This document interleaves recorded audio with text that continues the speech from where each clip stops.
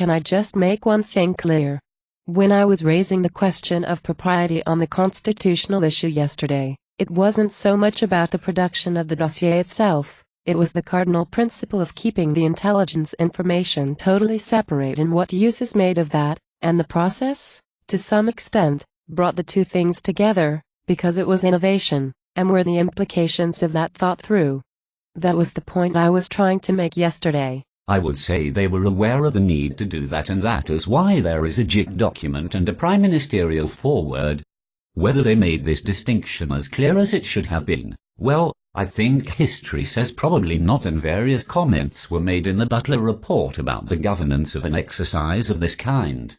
But the idea of having, in a sense, a two-part document, one was, in a sense, what the intelligence system produced, and a ministerial foreword, there was some debate as to whether it should be two secretaries of state, defense and foreign affairs, or the prime minister. That distinction exists from as early as March. But that is true, there were documents around, the idea was around, but the particular method of production and the fact that this would be led from number 10, in presentational terms, but from the Joint Intelligence Committee in substantive terms, meant a quite new relationship, and it is a question of how that relationship was to be managed.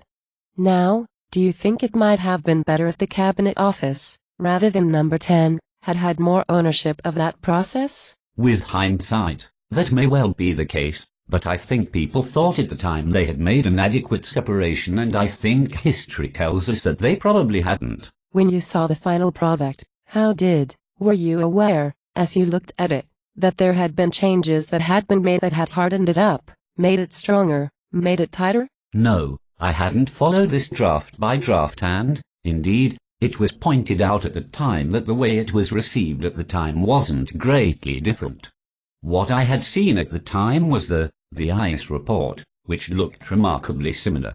Indeed, at some points, had even shorter timelines. I was, as I say, a consumer of this product. I thought that this was the authoritative version, and I was not aware that a process of kind of Granny's footsteps had taken place between, starting right back in MI6, the information coming in, what leaves MI6, what goes to the assessment staff, what gets put in the dossier. At each stage, you can see another little sort of tweak of the dial. That was only really revealed to me by the Butler report. Indeed,